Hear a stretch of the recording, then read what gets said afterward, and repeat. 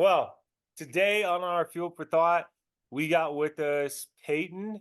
Peyton, man, I appreciate you hopping on and doing this. Yes, sir. All right, so first we'll get started. How old are you? I'm 18 years old. 18. Okay, so you senior in high school, freshman in college? Yes, sir. Senior in high school. Fixing to graduate. Actually, my last day of school is Wednesday, so it's almost coming to an end. Pretty excited, huh? Yes, sir. Of course. Okay, so it's coming to an end. What's the plan after high school? Oh well, my plan has changed a couple times, but just as recently, I committed to a junior college, pretty close to where I live. They play in one of the best junior college conferences in the nation. They play in the East Texas League. Obviously, I live in North Louisiana, but they're the only Louisiana school that plays in it. It's like a all Texas league. You know, some of the teams are TJC, Panola, Angelina, kind of more well known junior colleges. But so I'm pretty fortunate to have that opportunity and go play. That's awesome, man. Okay, so baseball is your sport. Yes, sir. Yes, sir. Okay, what position are you? I play first base, third base, left and right field. So basically the corners. Okay, and how tall are you? I'm 6'1". 6'1". And what's out of those four? What's your favorite position to play? My favorite position to play is probably first base. It's just the most laid back. I can just focus on hitting and get out there and just catch a couple balls and then go up to the plate and do what I try to do best. Nice. So you don't ever feel any pressure that you always got to make those tough catches when they're throwing them out at first? Oh no, that's all fun and games. Just scooping the ball, catching it, it's fun. So I've had a lot of Okay. fun playing that position. This is my first year playing it full time. I usually have rotated throughout a bunch of different positions, but this year I played first base pretty much the majority of the season, and so it's been pretty chill. Obviously, baseball is your main thing. Did you play any other sports at all? Yes, sir. I played football, and I don't anymore, but I played football my entire life. Um, Kind of never really figured out what I was gonna do if I was gonna play football or baseball. Crazy story is my dad actually tried to play both. He out of high school, he's drafted fifth overall in the MLB draft. His name's Josh Booty. So then he went to MLB, played for a few years, and then decided he wanted to come play football. Then played under Saban at LSU. So he played quarterback under Peyton at LSU, and meanwhile his brother was a receiver at LSU. And then after that, he got drafted into the NFL, played in the NFL. Never really broke through to a starting role. Bounced around the league a little bit, and then a few years later came back to the MLB and made spring training with the Diamondbacks and pitched for the Diamondbacks a little bit. Wow, what a story, But man. so that was kind of always my goal growing up is seeing how seeing that it didn't really work out for him bouncing back and forth. So I just wanted to, at some point in my life I knew I was just gonna have to pick one. What's the biggest reason for you choosing baseball? Well, really, so it's a really cool story. Obviously, I'm a man of God. I really try to lean into God and trust God for most of my decisions in my life. And so usually my biggest problem was always whatever sport I was playing. That's like what I was all in, what I wanted to do for the rest of my life. And then this year, in the middle of football season, and I knew it was just a God thing because I've never felt this way in my life. But for some reason, I was just like, you know what? I think I'm supposed to play baseball, and that was just way far fetched for me to say in the middle of football season because it's just I was always so into whatever I was doing at that moment. So I was actually in class one day, and I texted my mom, and I said, "Hey, mom, you can call me crazy or whatever, but I think I'm supposed to play baseball." Well, backtrack. I had a full ride to play football at Nicholls State University. It's a D1 FCS school in South Louisiana, and I already committed to play football there. And so I'm committed to play football at a D1 school on a full ride. And I text my mom, I think I'm supposed to play baseball. So it didn't sit too well with her. And the way I took it was, that's silly, but you can pray about it. But the way she said it was a lot kinder than that. She's like, look, if it's really what you want to do, then you need to pray about it. So I did, and I was basically like, God, you know what? Just if that's what I'm supposed to do, just close some doors and open some doors for me. Sure enough, right after football season got over, I got invited to this baseball camp at Stephen F. Austin. It's a D1 school in Nacogdoches, Texas, and so kind of in the Lufkin area. So I went there for this camp, and then I met a guy at this camp. It was a total God thing. He came to me and said, "Hey, dude, I don't even know if you're a Christian or anything, but I think that God wants you to play baseball." And it just hit me. I was like, "No way! This is what I've been waiting for this whole time. That's what I've been praying for." And sure enough, this guy is like organizes all of Pete Rose's stuff. He's in business with Nolan Ryan. So Oh it was just yeah. a crazy, yeah, it was a crazy deal, and it was all orchestrated by God. And so it was just from there on out, I was like, you know what, let's just see where this takes me. And growing up, I always played 7-on-7 in the summer with my brother because they just needed a quarterback in our school. I was the only quarterback for the past 4 years. I started 4 years at my high school, and so we've had a lot of success. We had 8 guys go play Division I football this year, including my brother who's going to Clemson. Very proud of him. He's amazing. But so we had a really good group of guys, really good team, and I got a defensive end going to LSU. One of my tackles going to Baylor. My other tackle who was going to be my roommate at Nicholls State. He's going to Nicholls, so I kind of left him out to dry, but he wasn't too mad about it. He was happy for him. He's a great dude. But so yeah, it kind of just took off from there. Since I didn't have a lot of experience, I had a lot of. It was crazy because like the next 3 or 4 days after I got told that, like Oklahoma called me, Houston called me, Texas Tech called me. I was on the phone with LSU and just all these really big schools, and they were just like, "Look, we really want you. Here's what we got for you." And all of it was kind of just like you're gonna have to come redshirt and come to this. And knowing me growing up, I never played a whole lot of summer ball. I knew that based on talking to my head coach from my high school played in the league for 12 years with Cal Ripken. And Mm. so I've been blessed with a really good support system around me, guys who really know what they're talking about. Yeah. But based on all of them, and then the guy I met at the Stephen F. Austin camp, he stuck around and kind of been an advisor for me. But based on all of them, they're like, "Look, dude, you just need to get reps." And they're like, "I don't think redshirt is the best thing for you to do." And so then we started talking JUCOs and everything, and kind of bouncing around ideas, and then it just kind of stuck. I'm going this summer. I'm going to play in Cape Cod, so I'll be there from May 20th until August 6th in Massachusetts, and so that'll be great for me. It's like a 58 game season in 2 months, so it'll be a lot of baseball really Wow. quick. And it's everybody from graduating senior to senior in college, and so I'll be facing a lot of good guys, which will be really good for me. And then hopefully after this next year, playing JUCO baseball at Bipsy, my dream, and it'd be cool to watch it play out. But my dream is to go join my brother at Clemson and play baseball there. Mm. It's like when you're looking and you're searching, God will open up opportunities for you. Yep, So seems yep, like you're taking advantage. yes, sir. So you mentioned you had some of these schools that were wanting you. Now baseball and football were the two that you were getting the most attention for. Is that right? Yes, sir. Yes, sir. Okay. Did you have any other scholarship interest or Yeah, preferred walk-on for I had football? five I had 5 football scholarships before I decommitted from Nicholls State, and since baseball's taken off, I've had a lot of schools reach out and extend an offer it. A lot of junior colleges, and then Texas Tech and Oklahoma were the only two big schools that offered me. It was just not. It was an offer I really wanted to take. Especially knowing that I was going to come in there and redshirt, and I was an out of state guy. Yeah. So I just knew that I needed to get another year of developing, and it helped me a lot. I was close with Oklahoma. My cousin plays. He's a backup quarterback or second string quarterback at Oklahoma. His name's General Booty. But Oh yeah. so Oklahoma would have been a great place. He loves it up there. I'm sure I would have loved it. But the coach was really straight up with me. He's like, look, you're gonna come here and you're gonna redshirt, and he's like, I really think it'd be best if you took a year of development, a year or two of development, and just got really good, and then basically he said it narrows down to either you can get drafted or you can get paid a lot of money these days to play SEC baseball. Yeah.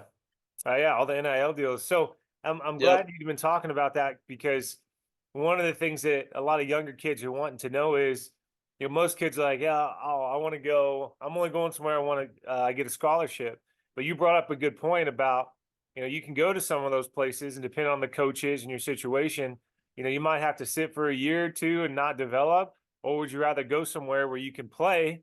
And, a lot of Yep. guys, obviously, everyone wants to go D1. Everyone wants the most attention. Those are the big deals. Those are the big programs. But that doesn't mean that, like, if your ultimate goal is to make it to the MLB, well, that doesn't mean just because you don't go to a Division I school or some Yep. big primetime school that you're not going to make it. So I'm glad to hear you say that. And the thing is, you just got to take the route that works for you. Like Yeah. my brother's top two schools were LSU and Clemson.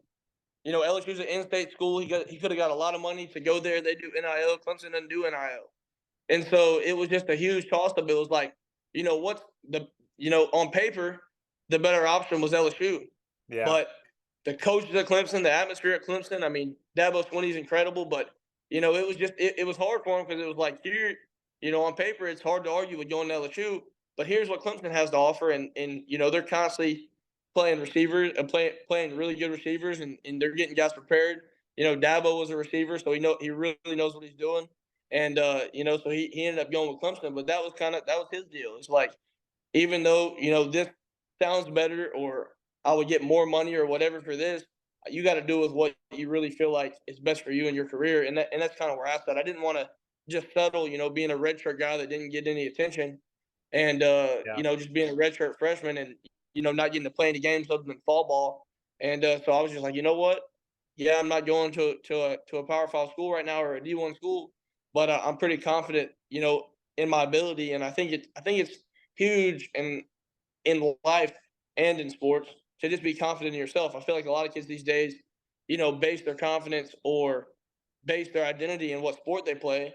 Yeah. But in all honesty, if you have confidence in yourself, then you got to look at whatever school is your dream school as your end goal, even if you're not going to that school right out of high school. But what is your end goal? Because you still have time to get there. And no matter what division you play, Division 2, Division 3, NAIA, JUCO, whatever it is, there's still an option to go higher, especially with the portal and everything these days. So it's opened up everything, and you're never stuck anymore. Yeah. I guess now knowing a little bit more of your history, who's your favorite football player? Favorite football player? It's hard. It's a toss up between Caleb Williams.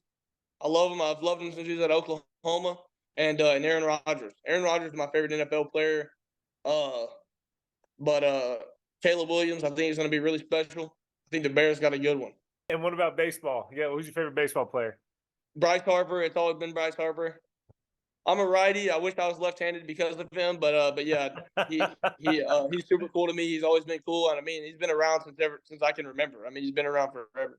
Now, what about coach? Who's a favorite coach? It could be any level, high school, college, pro. Probably my favorite coach is a hard one. Probably I've fallen in love with my brother's future head coach, Dabo Swinney. He's got to be the best man I've ever been around. We got to go to his house and hang out with him. He put me in a. What's crazy is this is hilarious that this happened this way, but we went on Parker's official visit like the week after I decommitted from Nicholls State and was pursuing my baseball career. So we get to Clemson and we're at their house and everything, and I start telling Dabo about my story, and he's like, "Dude, that's crazy. I'm so happy for you.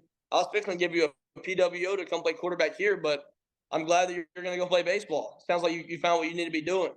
And so that was kind of like really deciding if I really, really wanted this or not. Yeah. And even with stuff like that, I knew that this was my calling, my purpose. But he got me in touch with the Clemson head baseball coach, Eric Bakich. So we built a good relationship, and so it's been cool with the things that he's even done for me. And he doesn't owe me a thing, but he's just Yeah. that good of a guy. That is cool. People are genuinely out to help you out for your best interest and not their own. That's always a special Exactly. thing. Exactly. As an athlete, what do you think one of your biggest strengths is? Probably just being confident. I had my hitting coach. He was in MLB for 8 years. He's my head coach's son. They all played for a while, but he told me when I've been here. I've been in Evangel since my 7th grade year. So he told me he's been coaching me for a long time. But when I was in 7th grade, he said in baseball you got to be able to lie to yourself and trick yourself that you can do it, even if you know you can't. And so that's kind of been my biggest trait, being able to step up to the plate, maybe when you're in a slump or maybe when the guy's just really dominant, and being able to say, you know what, I can do this, even if the odds are stacked against you, and being able to overcome any type of nervousness or anxiety or fear that you may have going up there, because it gets nerve wracking sometimes, and just being able to tell yourself, you know what, I was built for this, and I can overcome this, and that's been probably the biggest thing for me in my life, and other than just baseball, going away from sports, when you face anything in life, if you tell yourself you can do it, you really can. How do you balance that fine line between being confident and then like cocky? Because a lot of it's a tough thing because mentally in your head you've got to be confident and you've not cocky, but you got to believe in yourself without a doubt. But then outwardly, you don't want to come across as arrogant Yep. And or that's exactly what I was gonna say. I think it's hard to balance probably for most people, but I think in my life I figured out confidence and cocky. It's either confidence is inward, and cocky is what you want everybody to see. So I think, I mean, I'm pretty sure you being a sports guy, and anybody who's a sports person, they can look at a guy and either say he's confident or cocky. So it's just one. Cocky is kind of, you can be good and cocky, but majority of people who are cocky are usually just frauds. And Yeah. so, and people who are confident, you're like, you know what, this guy's confident. He's going to step up to the plate. He's going to do this. He's going to catch this pass. He's going to do this, and he believes in himself. But I feel like cocky is kind of, and it's not like this for everybody. Some people are just good enough to act however they want to act. But I think, and that's not a good thing, but some people are just like that. Yeah. But I think when you look at a guy, if he's trying to be arrogant or he's showboating or being cocky, I think that's because he's so afraid of what he might look like on the inside that he wants everybody to think he's Yeah. something he's not. When truly he can just flip that around and start believing in himself, and then people will start believing in you. But I think it starts believing in yourself, and then other people will start to believe in you instead of vice versa, trying to make other people believe in you just to believe in yourself. No, I like how you put that. It's like the confidence is inward and the cockiness is the outward. But that was really good. I'm big on personally, you be the best that you can be. Where you got your own shoes, wear them. Don't try and fill anyone else's. But for Yep. those who haven't seen you play, what player, baseball player, would you say that you're most like? That's a tough one. Probably. I've tried to match a lot of people's game, but and this is a terrible person to compare myself to because I'll probably never be as great as him. But I've always tried. I've always watched Mike Trout growing up, and just try to copy everything he did. He's a great guy. He's a great family guy, and obviously he's probably the greatest baseball player ever. So I've watched him pretty almost weirdly close to try to be exactly like him, and that's probably my role model in baseball, and probably who I compare my game to, of who I tried to play like and who I tried to swing like. And whatever approach he was taking up to the plate, that's the exact approach I want to take up to the plate. And I think that's the big thing for kids is just find something that works, or find somebody that works that you can listen to them.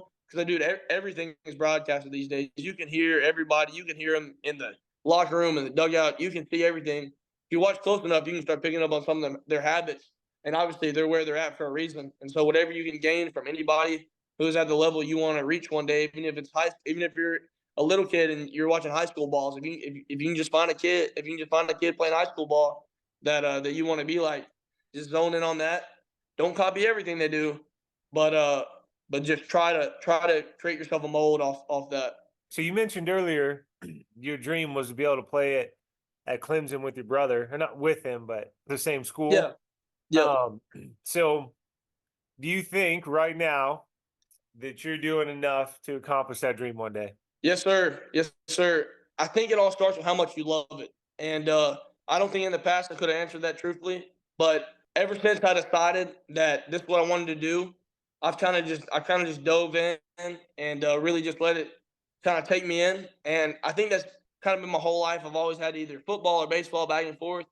And but the moment I decided I was going to play baseball, I was like, you know what? I'm gonna dive, straight in. And at the beginning of the year, it actually, I got kind of twisted up a little bit. I got into a little bit of a slump, and I was like, you know what? In the past, I haven't cared this much about it, so let me relax a little bit and just play the game because it's still a game. And so I just relaxed, and I still worked my butt off at practice, did swings before, and but when the game got here, I was like, you know what, this is what I'm called to do. I'm not gonna stress it. I'm not gonna think too hard about it because in the past I've had a lot of success, and it's just been a game. So I'm just gonna make it a game. And when I flip that switch back to it just being a game, it really you know jump started me this season. Now, the last question for the section was, what does it mean to you to be great?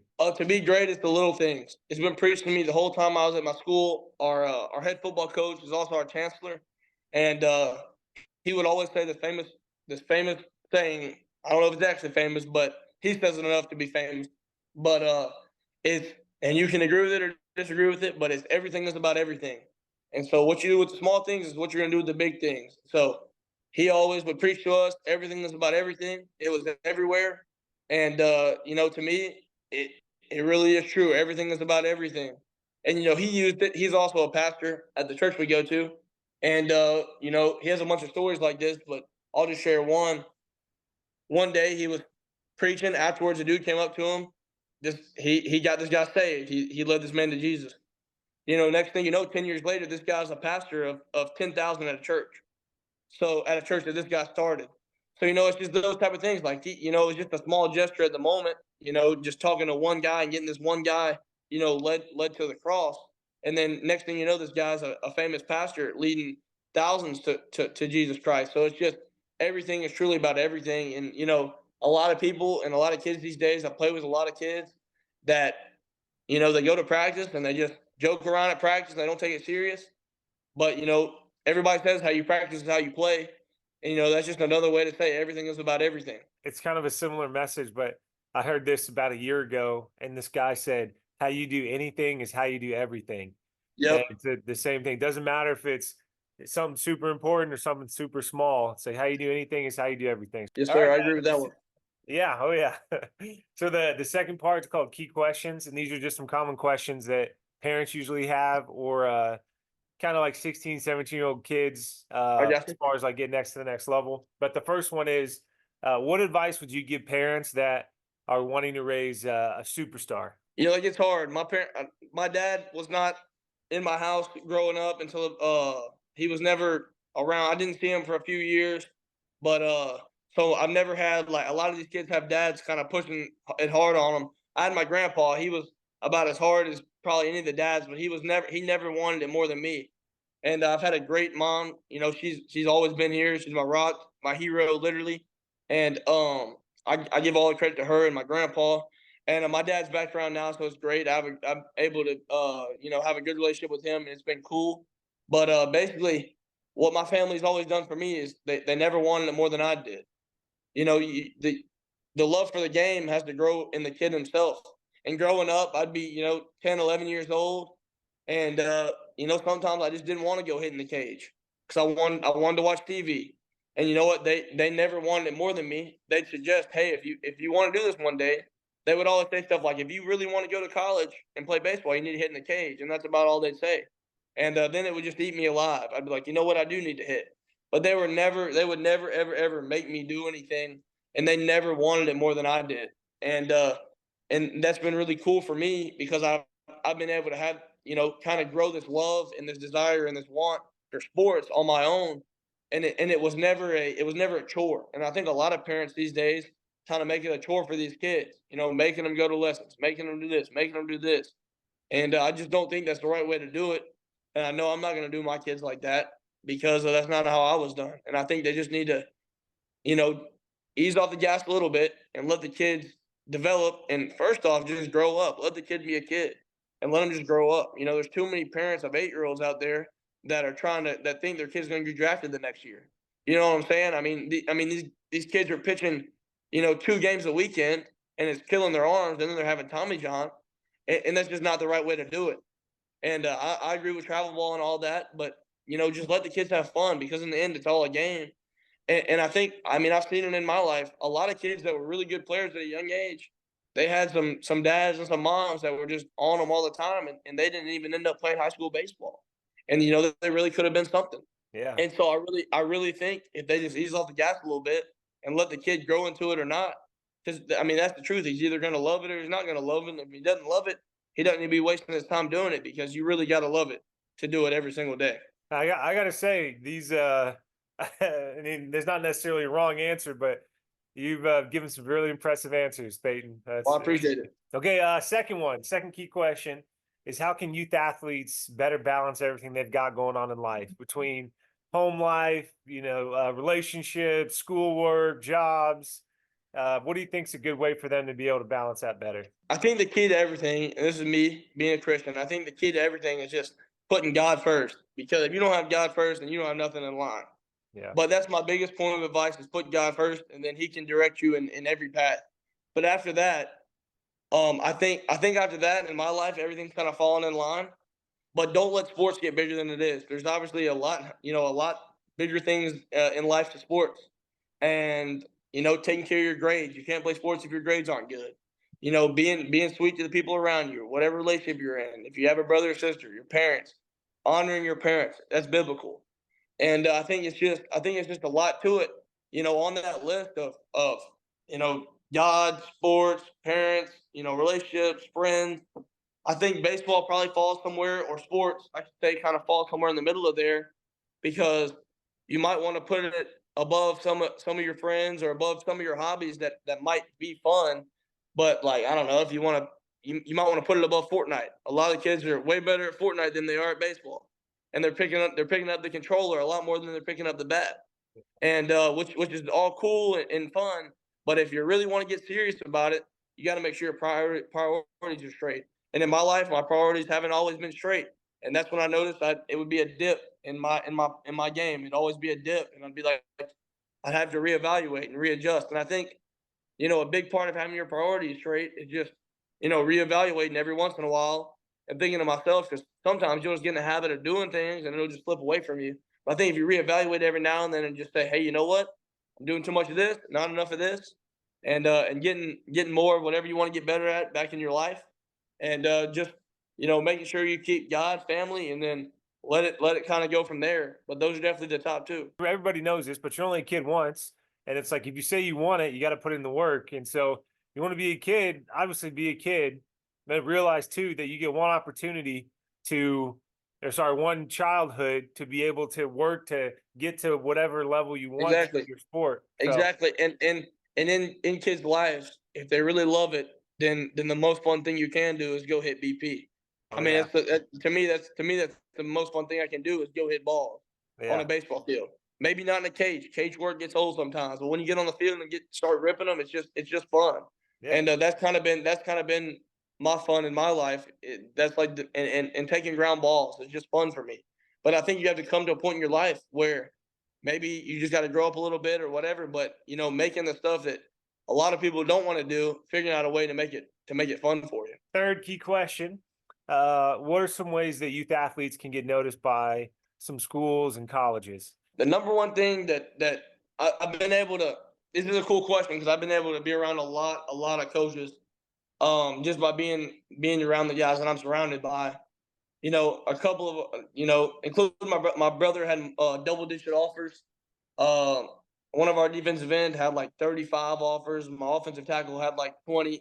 So we've been able to see a lot of coaches come in and out of our school, and we have a lot of good players on our team. But some of them, the number one question they'd ask is how their grades and what's their ACT score.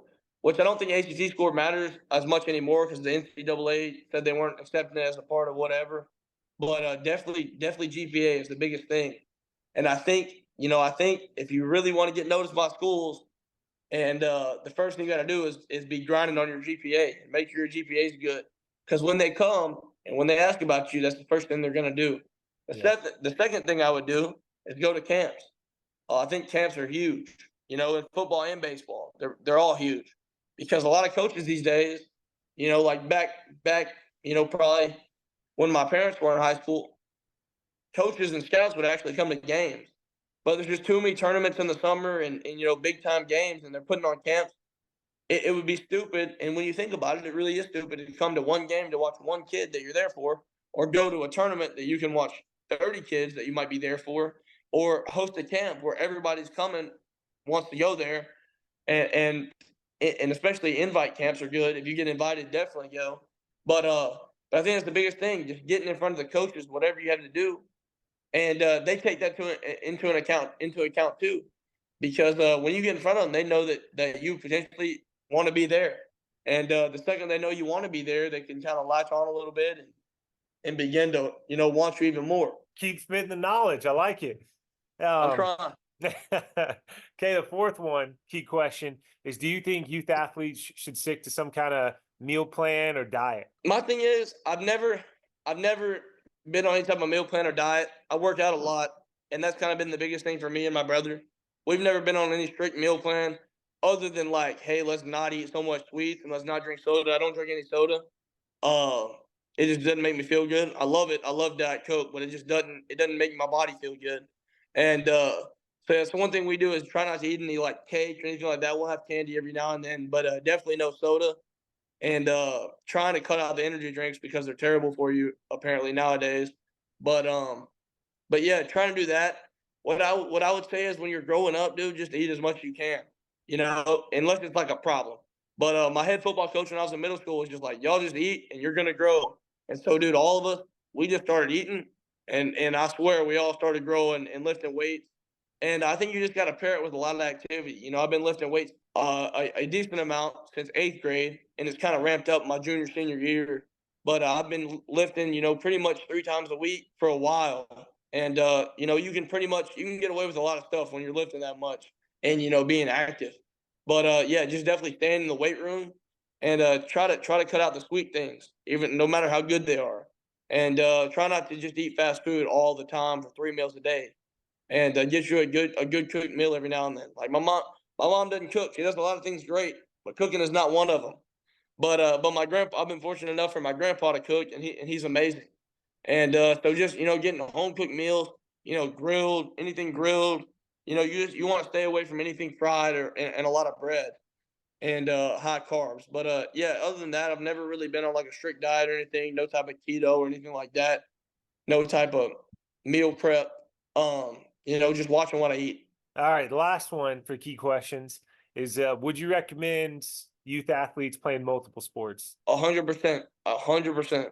Like I said, I got thrown into the fire. The quarterback before me at Evangel, I was at eighth grade. I was the second string quarterback at my high school. The quarterback before me went to Baylor on a full ride, and then he's at Mississippi State now. He just transferred to Mississippi State. His name's Blake Shapen. He's pretty incredible. I was blessed to just to learn under him, and he was just an amazing athlete. But he played baseball and football all the way up. He's actually going to play both in college. He actually went to Baylor to play both, and then he found out you gotta play one. But growing up, my freshman year, I got thrown into the fire. Had to fill big shoes. Um, Quarterback before me went to Baylor, Power Five guy, had a bunch of offers. Had to fill some really big shoes. Dude, we didn't win a game. We went 0-9. It was a COVID year. Went 0-9. Didn't win a single game. And so from there on out, it was like, dude, do I really like this? I'm out here running, 110s, and we're not even winning. And so it's like, we really got formed in the fire. And, through that, it's been a core group of us. And since then, we've all grown up a lot. We had my junior, senior year, we had a whole lot of success. And we never brought home a state championship. I wish we would have. But, we had a lot of success, and we had some good coaches. And we just had to stick with it all together. But, majority of everybody on that team, other than, both my tackles and my defensive end, just the bigger guys, everybody played either basketball and football or baseball and football. And so did my brother. My brother's our starting shortstop right now and one of our starters. And so he's still playing it. And I'm thankful for him because he didn't go to spring football because he wanted to play just one more sport with me before we went our separate ways. And so he stayed here. He's going to Clemson next month. But yeah, just playing both sports. I mean, he's still playing both sports, and he knows where he's going. They're going to go compete for a spot in the college football playoffs this next year, and he's going to be a true freshman. Hopefully, seeing a lot of playing time. And he still stuck around his senior year and played baseball. So that just does a lot.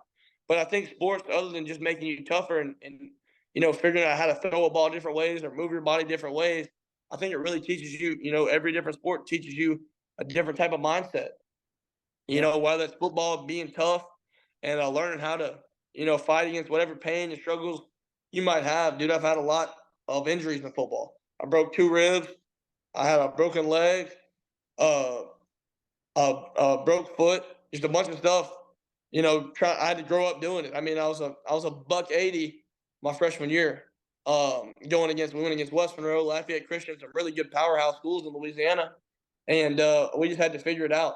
And but we did figure it out. And so yeah, I definitely think playing both sports is great. Also, while we're talking about football, we have a TV show, our team, a reality TV show from last year. It's on Amazon Prime. It's called God Family Football. God Family Football. Yeah, Okay. God Family Football. So it's really cool. It's about our team. It follows like a select 5 of us around in our everyday lives. For my whole junior year, we were on camera 5 days a week, up to 8 hours a day. And then last year, they cut down film time a lot because the year before we filmed 1,300 hours and they only showed 3.